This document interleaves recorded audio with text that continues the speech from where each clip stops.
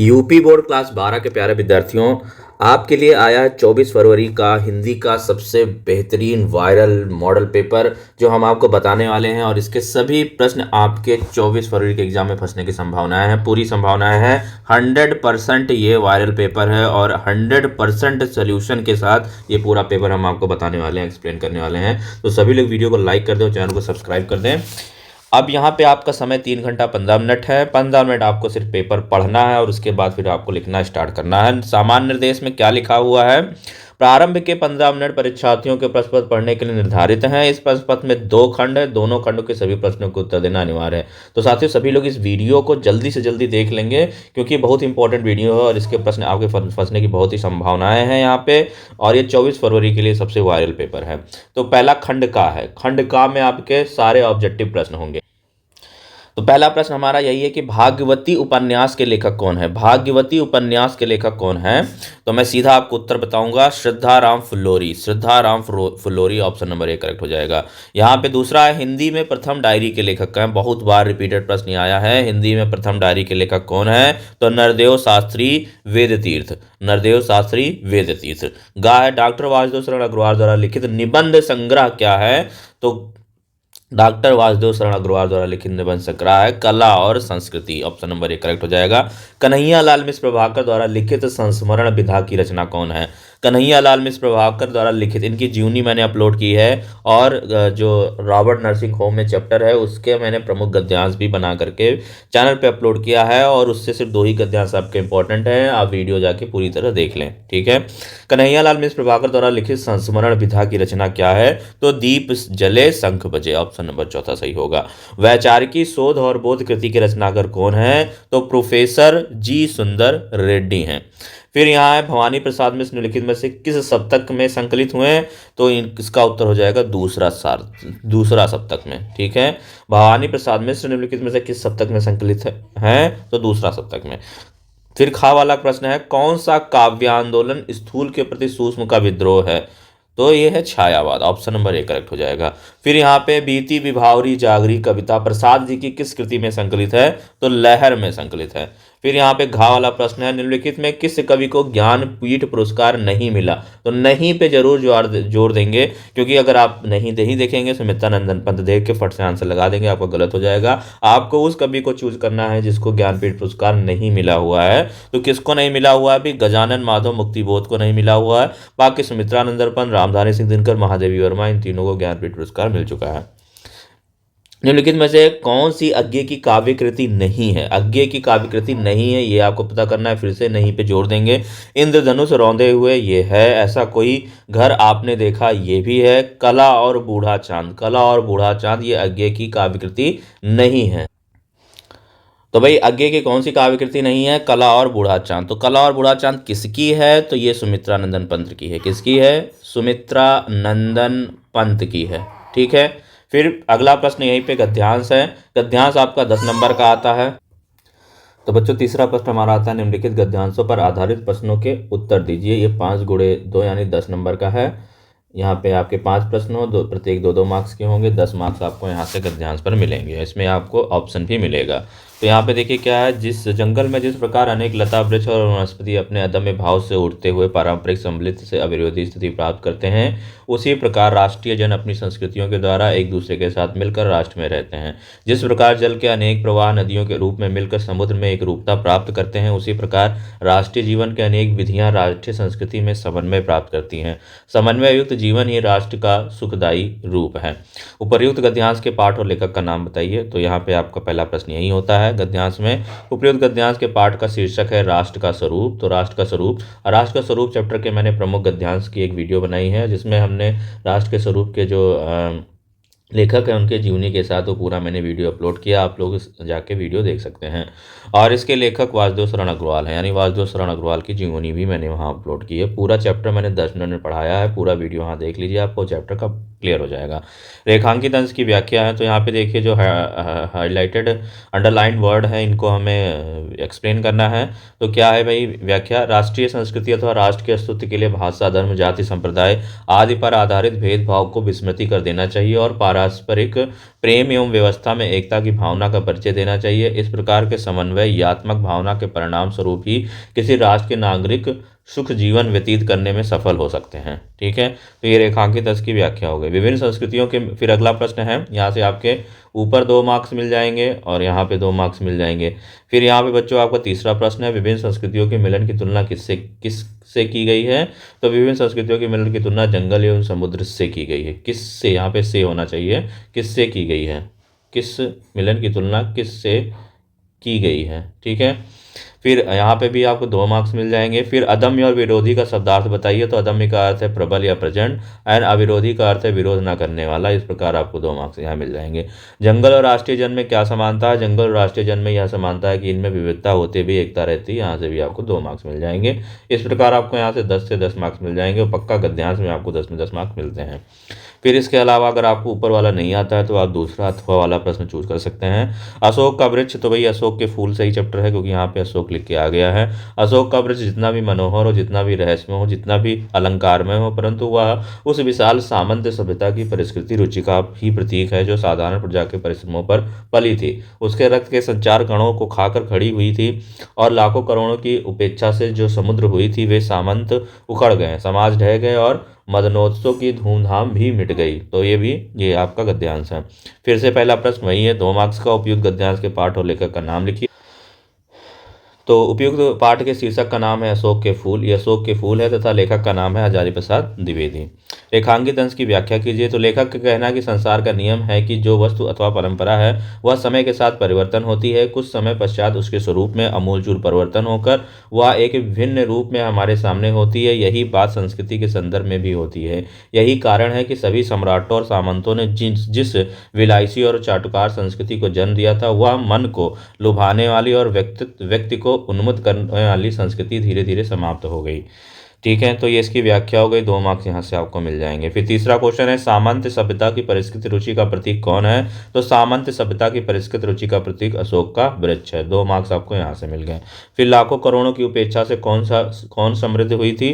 तो लेखक के अनुसार लाखों करोड़ों व्यक्तियों की उपेक्षा से सामंतवाद समृद्ध हुआ था। 2 मार्क्स आपको यहाँ मिल गए।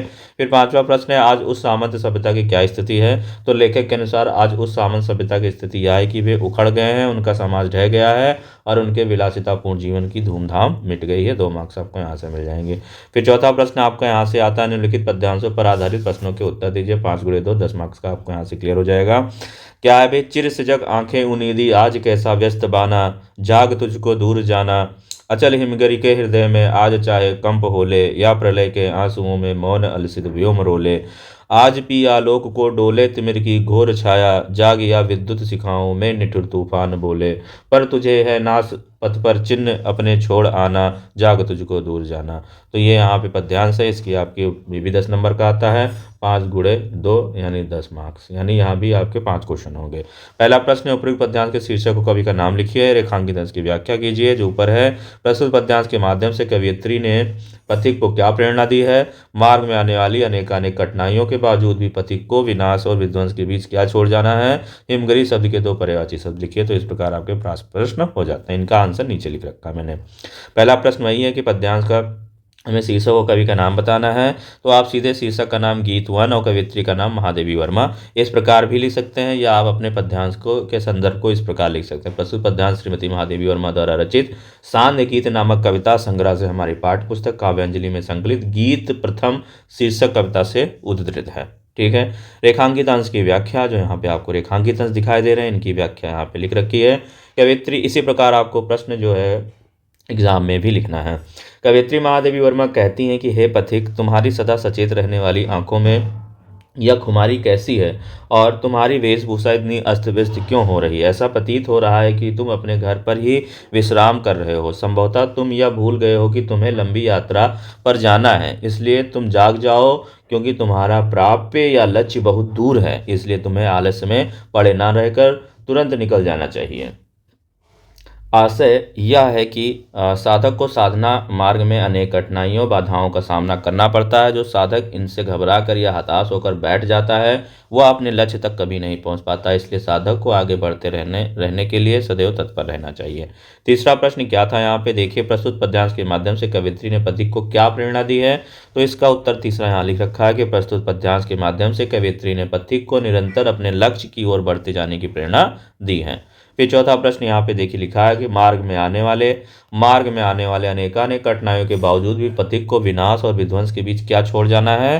तो देखिए चौथे प्रश्न का उत्तर लिखा है कि मार्ग में आने वाली अनेकानेक कठिनाइयों के बावजूद भी पथिक को विनाश और विध्वंस के बीच नव निर्माण के चित्र छोड़ जाना है। पांचवा प्रश्न देख पाएंगे आपकी हिमगिरी शब्द के दो पर्यायवाची शब्द लिखिए। तो हिमगिरी शब्द के दो पर्यायवाची हैं हिमालय और गिरिराज। तो इस प्रकार आपका पूरा पद्यांश 10 में 10 आपको यहाँ से मिलेंगे। फिर अथवा में यह दे रखा है कि आए हो सिखावन को जोग मथुरा तैं तो पे ऊधो उए वियोग के वचन बितराओ ना। ठीक है, टूक टूक, अब यहाँ पे अंडरलाइंड है जो आपकी रेखांकित अंश है, इनका हमें व्याख्या करना है। टूक टूक है वे है मन मुकुर हमारो हाय, चूकी है कठोर नैन पाहन चलाओ ना। ठीक है, तो पहला प्रश्न आपका यही होता है 2 मार्क्स का। प्रस्तुत पद्यांश या उपयुक्त पद्यांश के पाठ और रचयिता का नाम, तो ऊधो प्रसंग है, कवि का नाम है जगन्नाथ दास रत्नाकर। रेखांकित अंश की व्याख्या कीजिए। तो गोपियाँ लजाती हैं कि हे उधो, आप वियोग की बातें करके हमारे दुख को और अधिक मत बढ़ाओ, ऐसा करने से हमारा मन रूपी दर्पण टुकड़े टुकड़े हो जाएंगे, इसलिए भूत से कठोर वचन रूपी पत्थर मत चलाइए। फिर अगला प्रश्न है, श्री कृष्ण ने मथुरा से किसे संदेश देने के लिए भेजा है। तो श्री कृष्ण ने मथुरा से ऊधो को संदेश देने के लिए भेजा है। गोपियाँ ऊधो से मन रूपी दर्पण के बारे में क्या कहती हैं। तो गोपियाँ ऊधो से मन रूपी दर्पण के बारे में कहती हैं कि हे उधो, हम गोपियों के मन रूपी दर्पण के टुकड़े टुकड़े हो जाएगा, इसलिए आप कठोर वचन रूपी पत्थर ना चलाइए। फिर है बैन पाहन शब्द का क्या अर्थ है। तो बैन पाहन शब्द का अर्थ है वचन रूपी पत्थर। तो इस प्रकार आपको यहाँ से 5 प्रश्न हो जाएंगे, 10 में 10 आपको यहाँ से आप ला सकते हैं। पांचवा प्रश्न, निम्नलिखित में से किसी एक लेखक का जीवन परिचय देते हुए उनकी भाषा शैली पर प्रकाश डालिए। अधिकतम शब्द सीमा क्या है, 80 शब्द। देखिए लेखक का जीवन परिचय और भाषा शैली, यानी कि यहाँ पे रचनाएं नहीं बतानी है, और ये 5 नंबर का है, 80 शब्दों में यहाँ लिखना है। तो हमें रचनाओं और भाषा शैली के साथ यहाँ पे जीवन परिचय लिखा है। किसका लिखा है भाई, हजारी प्रसाद द्विवेदी का लिखा है। इसमें से आप कोई भी एक चुन सकते हो। तो हिंदी के श्रेष्ठ निबंध, इसी प्रकार आपको जीवन परिचय आपको एग्जाम में लिखना है। और यहाँ पे मैंने पूरा पेपर आंसर के साथ हल किया है। बच्चों सभी लोग वीडियो को लाइक कर देंगे, सब्सक्राइब कर देंगे। पेपर आपको इसी तरह लिखना है, लिखने का पैटर्न आप देख लीजिए। ठीक है, ये बहुत मेहनत से बनाई गई PDF है और टाइप करके आपके लिए बनाया गया है। कुछ इस प्रकार आपको पेपर सॉल्व करना है। जीवन परिचय, हिंदी के श्रेष्ठ निबंधकार आचार्य हजारी प्रसाद द्विवेदी का जन्म 1907 ईस्वी में बलिया जिले के दुबे का छपरा नामक ग्राम में हुआ था। इनके पिता श्री अनमोल द्विवेदी ज्योतिष और संस्कृत के प्रकांड विद्वान थे, अतः इन्हें ज्योतिष और संस्कृत की शिक्षा उत्तराधिकार में प्राप्त हुई। काशी जाकर इन्होंने संस्कृत साहित्य और ज्योतिष का उच्च स्तरीय ज्ञान प्राप्त किया। इनकी प्रतिभा का विशेष विकास विश्वविख्यात संस्था शांति निकेतन में हुआ। वहाँ ये 11 वर्ष तक हिंदी भवन के निदेशक के रूप में कार्य करते रहे। वहीं इनके विस्तृत अध्ययन और लेखन का कार्य प्रारंभ हुआ। सन 1949 ईस्वी में लखनऊ विश्वविद्यालय ने इन्हें डीलिट की उपाधि तथा सन 1957 ईस्वी में भारत सरकार ने पद्म विभूषण की उपाधि से विभूषित किया। इन्होंने काशी हिंदी विश्वविद्यालय और पंजाब विश्वविद्यालय में हिंदी विभाग के अध्यक्ष पद पर कार्य किया तथा उत्तर प्रदेश सरकार की हिंदी ग्रंथ अकादमी के अध्यक्ष रहे। तत्पश्चात ये हिंदी साहित्य सम्मेलन प्रयाग के सभापति भी रहे। 19 मई 1979 ईस्वी को यह वयोवृद्ध साहित्यकार रुग्णता के कारण स्वर्ग सिधार गया। ठीक है, साहित्यिक योगदान क्या है। हजारी प्रसाद द्विवेदी साहित्य के प्रख्यात निबंधकार, इतिहास लेखक, अन्वेषक, आलोचक, संपादक तथा उपन्यासकार के अतिरिक्त कुशल वक्ता और सफल अध्यापक भी थे। वे मौलिक चिंतक, भारतीय संस्कृति और इतिहास के मर्मज्ञ, बंगला तथा संस्कृत के प्रकांड विद्वान थे।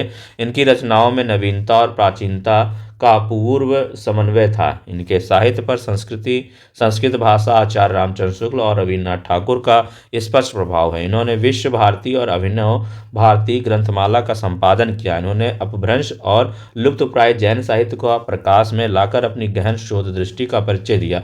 निबंधकार के रूप में विचारात्मक निबंध लिखकर भारतीय संस्कृति और साहित्य की रक्षा की। इन्होंने नित्य प्रति के जीवन का, गतिविधियों और अनुभूतियों का मार्मिकता के साथ चित्रण किया है। ये हिंदी ललित निबंध लेखक में अग्रगण्य हैं। द्विवेदी जी की साहित्य सेवा को डीलिट, पद्म विभूषण, मंगला प्रसाद पारितोषिक से सम्मानित किया गया है। आलोचक के रूप में अब यहाँ पे देखिए बच्चों, इतनी लंबी जीवनी आपको नहीं ले जानी है, 80 शब्दों में लिखना, लेकिन यहाँ पे मैंने सारी बात लिख दी है, क्योंकि हो सकता है कि आपका जीवन परिचय के साथ रचनाएं पूछे और फिर साहित्यिक में स्थान पूछे, तो कुछ भी पूछेगा, आपको दो ही चीज़ पूछेगा। तो यहाँ पे मैंने सारी चीज़ें लिख दी हैं ताकि आप पूरी की पूरी जीवनी यहाँ पे पढ़ पाएँ। ठीक है। आलोचक के रूप में द्विवेदी जी ने हिंदी साहित्य के इतिहास पर नवीन दृष्टि से विचार किया। इन्होंने हिंदी साहित्य का आदिकाल में नवीन सामग्री के आधार पर शोधपरक विश्लेषण प्रस्तुत किया। सूर साहित्य पर इन्होंने भावपूर्ण आलोचना प्रस्तुत की। इनके समीक्षात्मक निबंध विभिन्न संग्रहों में संग्रहित हैं। फिर उपन्यासकार के रूप में द्विवेदी जी ने 4 उपन्यासों की रचना की। इनके उपन्यास सांस्कृतिक पृष्ठभूमि पर आधारित हैं। इनमें इतिहास और कल्पना के समन्वय द्वारा नई शैली और उनकी मौलिक प्रतिभा का परिचय मिलता है। फिर देखिए, रचनाएं इसमें नहीं लिखनी, लेकिन फिर भी मैंने आपको रचनाएं बता दी हैं ताकि आपको इसकी रचनाएं याद रहें। रचनाएं आपका MCQ में भी पूछता है। आचार्य द्विवेदी का साहित्य बहुत विस्तृत है। इन्होंने अनेक विधाओं में उत्तम साहित्य की रचना की। इनकी प्रमुख रचनाएं निम्नलिखित हैं। निबंध संग्रह अशोक के फूल है, इनकी कुटज है, विचार प्रवाह है, विचार और वितर्क है, आलोक पर्व है, कल्पलता है। इन संग्रहों में द्विवेदी जी के विचारात्मक, भावात्मक और ललित निबंध हैं। फिर आलोचना साहित्य देखिए, सूरदास कालिदास की लालित योजना, कबीर साहित्य, सहचर साहित्य का मर्म, इनमें द्विवेदी जी के सैद्धांतिक और व्यवहारिक आलोचनाएं हैं। फिर इतिहास इन्होंने क्या लिखा है, तो हिंदी साहित्य की भूमिका, हिंदी साहित्य का आदिकाल, हिंदी साहित्य, इनमें से इतिहास का शोधपूर्ण विवेचन है। उपन्यास के रूप में बाण भट्ट की आत्मकथा, चारु चंद्र लेख, पुनर्नवा और अनाम दास का पोथा इनके उपन्यास है। संपादन क्या है भाई, तो नाथ सिद्धों की बानियां, संक्षिप्त पृथ्वीराज रासो, संदेश रासक, इन ग्रंथों में लेखक के शोध कला और संपादन कला के दर्शन होते हैं। अनुदित रचनाएं इनकी क्या है, तो प्रबंध चिंतामणि, पुरातन प्रबंध संग्रह, प्रबंध कोश, विश्व परिचय, लाल कनेर, मेरा बचपन आदि। तो इनकी मैंने सारी रचनाएं लिख दी, यहाँ से आप पढ़ोगे। इसमें से कोई ऐसा अगर कोई प्रश्न आ जाता है MCQ में, तभी आप यहाँ से पढ़ करके टिक कर पाओगे, क्योंकि यहाँ से मैंने कुछ छोड़ा नहीं है, पूरा का पूरा लिखा है। फिर साहित्य में स्थान अगर आता है कि जीवन परिचय से साहित्य के स्थान का वर्णन कीजिए, तब आप इस प्रकार यहाँ पे साहित्य में स्थान डाल करके, आचार्य हजारी प्रसाद द्विवेदी जी हिंदी गद्य के प्रतिभाशाली रचनाकार थे। इन्होंने साहित्य के इतिहास लेखन को नवीन दिशा प्रदान की। वे प्रकांड विद्वान, उच्च कोटि के विचारक और समर्थ आलोचक थे। गंभीर आलोचना, विचार प्रदान प्रबंधों और उत्कृष्ट उपन्यासों की रचना कर द्विवेदी जी ने निश्चय ही हिंदी साहित्य के गौरवपूर्ण स्थान पा लिया। तो देखिए यहाँ पे पूरी जीवन परिचय के साथ साथ, तो देखिए जीवन परिचय तो सिर्फ इतना ही देना था, उसके में से जीवन परिचय के साथ जो चीज़ें आएंगी, अगर आता है साहित्यिक योगदान, तो बस आपको इतना लिख करके इसको भी अपने भाषा में थोड़ा छोटा कर लेना है और 80 शब्दों में लिख देना, 80 से 100 शब्दों में। ठीक है। फिर देखिए अगला है, निम्नलिखित में से किसी एक कवि का जीवन परिचय देते हैं, उनकी कृतियों प्रकाश डालिए अधिकतम। तो ये पद्यांश से रिलेटेड है, पद्य वाले चैप्टर से है आपका। तो भारतीय हरिश्चंद्र, जयशंकर प्रसाद, महादेवी वर्मा से किसी एक पर आपको चुनना है और फिर यहाँ पे उसके जीवन परिचय देना है, जीवन परिचय और उनकी कृति भी लिखनी है। फिर यहाँ पे देखिए, बहादुर कहानी के आधार पर बहादुर का चरित्र चित्रण कीजिए, अधिकतम सब सीमा 80 शब्द है, ये भी आपका 5 नंबर का आता है। पंचलाइट अथवा खून का रिश्ता कहानी के उद्देश्य पर प्रकाश डालिए, अधिकतम सब सीमा 80 शब्द है, इसमें से कोई आप चुन सकते हैं। ठीक, 7वां प्रश्न जो आता है वो खंड काव्य के एक प्रश्न पत्र लिखिए, इसमें 80 शब्द में लिखना होता है। रश्मि रति खंड काव्य के आधार पर कर्ण का चरित्र चित्रण और रश्मि तृतीय स्तर की घटना। तो जो भी आपने खंड काव्य पढ़ रखा है उसका आप यहाँ प्रश्न चूज कर सकते हैं। जैसे त्यागपति है, रश्मि रति है, श्रवण कुमार है, फिर मुक्ति यज्ञ है, सत्य की जीत है, हम लोगों ने अपने टाइम में सत्य की जीत पढ़ा था, आलोक वृत्त है। ठीक है। और फिर यहाँ पे खंड खा है निम्नलिखित संस्कृत गद्यांशों में, तो खंड खा में आपको संस्कृत गद्यांश मिलेगा, संस्कृत गद्यांशों का संदर्भ सहित यहाँ पे हिंदी में अनुवाद कर। बच्चों पूरा ये गेस्ट पेपर है और आपका पेपर इसमें से मान के चलिए आपके बहुत सारे प्रश्न फंसने वाले हैं। पूरा का पूरा वीडियो आप देख लीजिए और सारे के उत्तर यहाँ से लर्न कर लीजिए, क्योंकि ये बहुत ही महत्वपूर्ण वीडियो है 24 फरवरी के लिए।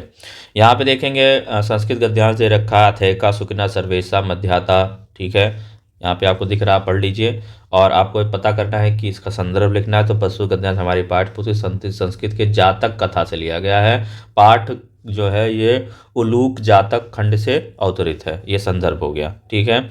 फिर यहाँ पे अथवा में दे रखा है, तो अथवा में ये वाला आप चूज कर सकते हैं अगर ऊपर वाला का नहीं आता है, और यहाँ पे भी इसका संदर्भ बताना है। ठीक है। और उसके बाद इसका हिंदी में अनुवाद।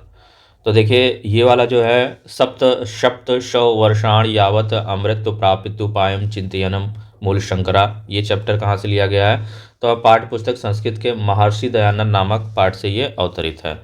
ठीक है, यहाँ पे इसके अनुवाद मैंने यहाँ पे लिख रखा है। क्या लिखा है? मूल शंकर 17 वर्ष तक अमरता प्राप्ति के उपाय पर विचार करते हुए गांव गांव, शहर शहर, वन वन, पर्वत पर्वत घूमते रहे, किंतु अधिक संतुष्टि नहीं पा सके।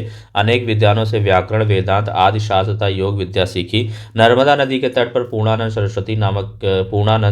सरस्वती नामक सन्यासी से संन्यास ग्रहण कर दयानंद सरस्वती नाम अंगीकार किया। तो यहाँ पे उनका फिर सरस्वती दयानंद सरस्वती नाम पड़ा। ठीक है, फिर यहाँ पे निम्नलिखित संस्कृत पद्यांशों में से किसी एक का संदर्भ सहित हिंदी में अनुवाद करना है। तो पद्यांश मतलब यहाँ पे श्लोक होगा या कुछ पद्य टाइप का होगा, उसका भी आपको संदर्भ सहित हिंदी में अनुवाद करने के लिए आता है। तो यहाँ पे है स्वैनर्घनानाम प्लवगा प्रबुद्धा विहाय निद्रा सिरचनित रुद्राधाम। तो यहाँ संदर्भ क्या है कि इसके किस पाठ्य पुस्तक से? पाठ्य पुस्तक संस्कृत, अनिवार्य संस्कृत जो आपका है। तो प्रस्तुत श्लोक हमारी पाठ्य पुस्तक संस्कृत के ऋतुवर्णम नामक पाठ से वर्षा खंड से ही अवतरित है। इसका अनुवाद क्या है? तो अनेक रूप, आकृति, वर्ण और स्वर वाले मेघों की गर्जना से बहुत समय तक रुकी हुई नींद को त्याग कर जागे हुए मेढक नई जल की धारा से चोट खाकर बोल रहे हैं, अर्थात शब्द कर रहे हैं। फिर इसके साथ अथवा का ऑप्शन दिया गया है। अथवा ये लगा दो। अथवा में आपको अगर ऊपर वाला नहीं आता है तो नीचे वाला अथवा वाला चूज कर सकते हैं। ठीक है, ना चौर्यहार्य, ना राजहार्यम, ना भ्रांत भाज्यम, ना च भारकारी, व्यय कृते वृद्धवते एवं नित्यम विद्याधनम सर्वधनम प्रधानम। ठीक है, तो प्रस्तुत श्लोक हमारी पाठ्य पुस्तक संस्कृत के सुभाषित रत्नानि नामक पाठ से ये अवतरित है। ठीक है, नवा निम्नलिखित में किसी दो प्रश्नों का उत्तर संस्कृत में दीजिए। मूर्खाणाम कालम कथम गच्छति? तो मूर्खाणाम कालम व्यसनेन निद्रया कलहेन वा गच्छति। ठीक है, यहाँ पे देखिए रेड पेन से लिखा है तो आपको उत्तर रेड पेन में इस्तेमाल नहीं करना है, आपको सिर्फ नीला और काला पेन से ही आपको प्रश्न उत्तर लिखने हैं। ठीक है, दयानंद भागनी कथा पंचतत्वम गता दयानंदस्य भगिनी विशु चिकया पंचतत्वम गता। फिर है चीन भारत योमैत्री कदा संभूता? तो चीन भारत योमैत्री श्री जवाहरलाल महोदय प्रधानमंत्रित्व काले संभूता। संस्कृत साहित्य अनुशीलनेन गुणा सज्जायन्ते? तो संस्कृत साहित्य अनुशीलनेन दया, दानम, शौचम, औदार्यम इत्यादया गुणा सजायन्ते। फिर यहाँ पे देखिए संयोग रस अथवा करुण रस की परिभाषा लिखकर एक उदाहरण दीजिए। रूपक अथवा अनन्वय अलंकार की परिभाषा लिखकर एक उदाहरण दीजिए। चौपाई अथवा हर गतिका छंद को उदाहरण परिभाषित कीजिए। फिर बच्चों है चौपाई अथवा हर गतिका छंद को उदाहरण परिभाषित कीजिए। निम्नलिखित में से किसी एक विषय पर निबंध लिखना है। तो भविष्य निर्माण में विद्यार्थी जीवन का महत्व, दहेज प्रथा का अभिशाप, गोस्वामी तुलसीदास का प्रासंगिकता, देशाटन से लाभ, ग्राम्य विकास में मनरेगा की भूमिका। तो इसके में से आप 5 आपको ऑप्शन मिलेंगे, किसी एक पे आपको निबंध लिखना है। ठीक है, फिर यहाँ पे देखिए चैनम का संधि विच्छेद कीजिए। तो चे प्लस अनम चैनम। फिर निश्चल का संधि विच्छेद क्या होता है? निश प्लस छल। फिर यहाँ पे पूछा अंतर्राष्ट्रीय का संधि विच्छेद किया तो अंतः प्लस राष्ट्रीय। फिर है निर्विघ्नम में समास है तो अव्ययी भाव समास है। फिर है दशानन में समास है तो बहुब्रीहि समास है। ठीक है, फिर अपने क्षेत्र के पार्क को विकसित कराने के लिए नगर निगम में मुख्य उद्यान निरीक्षक को एक पत्र लिखना है, यहाँ पे आपको 5 नंबर में। फिर विद्यालय की वाद विवाद प्रतियोगिता में प्रथम स्थान पर प्राप्त करने पर अपने छोटे भाई को बधाई देते हुए एक पत्र लिखना है। फिर निम्नलिखित में से किसी शब्द के धातु एवं प्रत्यय का योग स्पष्ट कीजिए, इसमें धातु प्रत्यय बताना है। फिर निम्नलिखित में से किसी एक शब्द में प्रत्यय लिखिए, तो ये प्रत्यय बताना है। रेखांकित पदों में से किसी एक पर प्रस्तुत विभक्ति तथा संबंधित नियम का उल्लेख कीजिए, तो यहाँ पे व्यक्ति और नियम को बताना है। तो इस प्रकार आपका अनिवार्य संस्कृत के प्रश्न है और ये पूरा पेपर मैंने आपको हल करके बता दिया। बहुत इंपॉर्टेंट पेपर है, सभी लोग इस वीडियो को अच्छे से पढ़ लेंगे, सारे उत्तर को यहाँ पे देख लेंगे और ये सारा ही पूरा आपको पढ़ के जाना है। ये पेपर आपको 100% आपके इसी तरह प्रश्न मिलने वाले हैं। मिलते हैं नेक्स्ट वीडियो में, तब तक के लिए नमस्कार, जय हिंद।